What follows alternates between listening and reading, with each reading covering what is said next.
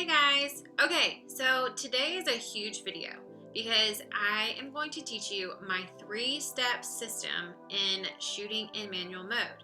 Now, if you don't already know the terms aperture, ISO, and shutter speed, that's okay.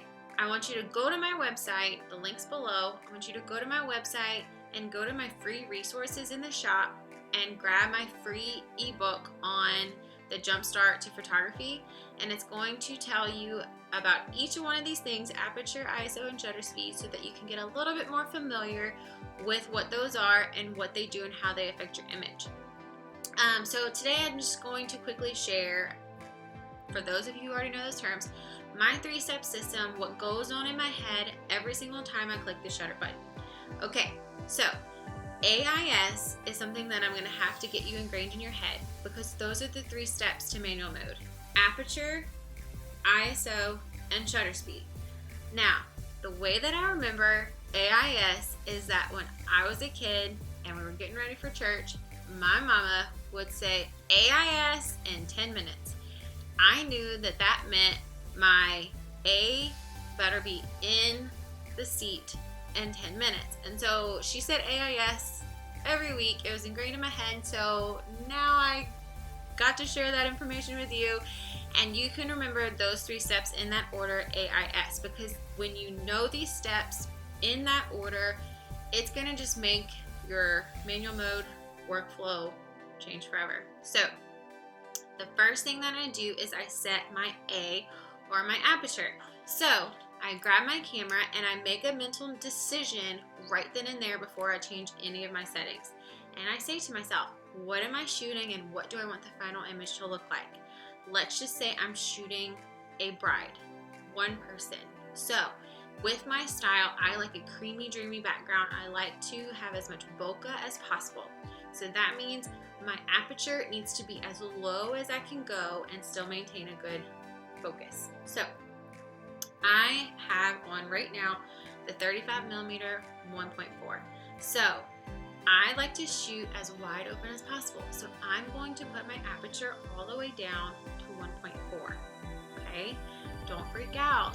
If you don't always shoot wide open, just practice. It literally is game changing in your photography. So my first step, aperture.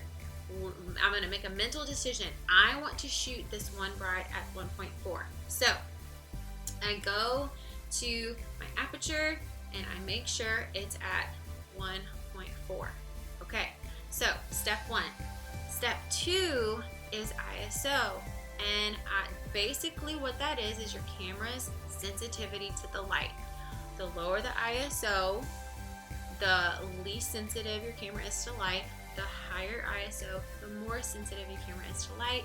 Go read back in the ebook if you're confused. Okay, so I also make a decision on my surroundings. So second decision, my second step is ISO. I'm making a decision. Let's just say I'm shooting her in this room.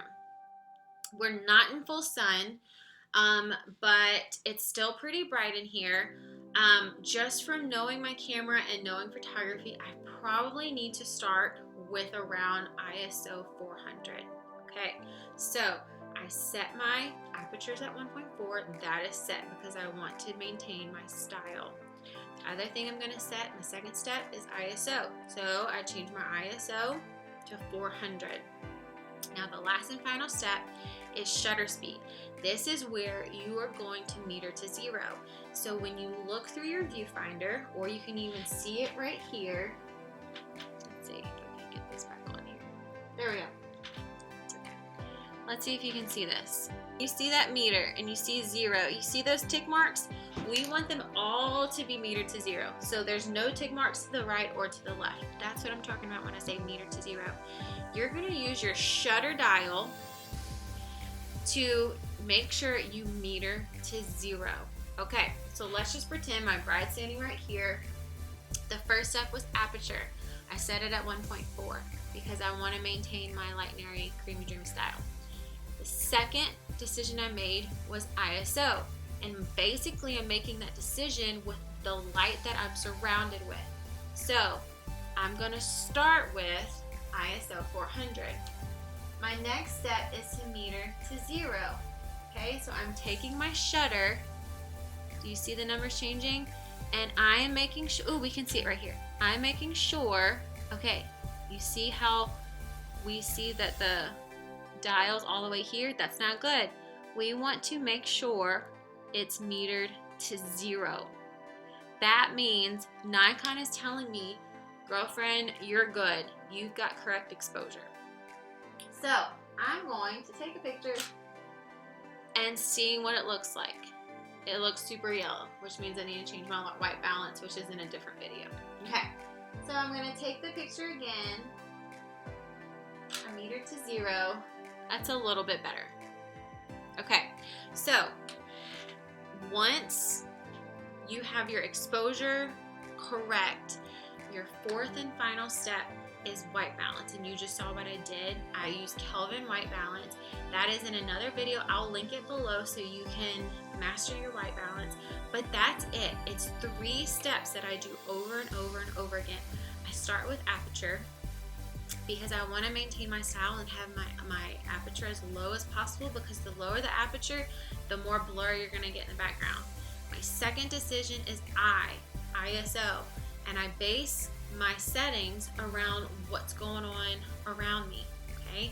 My third decision is shutter speed, and I'm going to take my shutter speed and I'm going to make sure my meter, it meters to 0.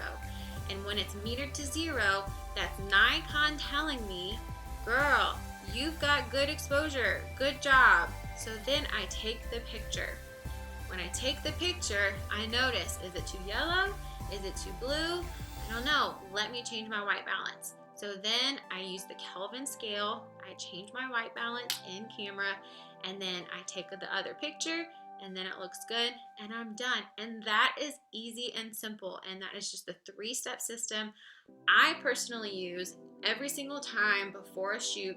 So if you have any questions, make sure you go back and get my free ebook. It's at my website. You can grab it. I talk about natural light, software programs you need, the items that you need to start photography, and then how to shoot in manual mode. Now I'm going to preface that by saying that I usually shoot or teach an 8-hour workshop day on how to shoot in manual mode. So I really need you to kind of take this video and take the ebook, put it together, and hopefully it will help you a little bit more to learn how to shoot manual mode. But if it's still a little bit confusing, come take our workshop. It's super fun. You'll meet a lot of people. And then also be on the lookout for the Brittany photography course that is coming out this summer. It is going to break down just like I did just now, but times 10. I'm gonna hold your hand throughout this process of shooting in manual mode, and from opening the box all the way to printing out your final professional frame-worthy image. So I hope this video helps. It was very quick, and I'm just super excited to see what y'all will do with this video, and I hope that it helped your photography journey. If you have any questions, join the Brittany Education Facebook group. I'll love to see you there and get to know you a little bit better. Until next time, I'll see you later.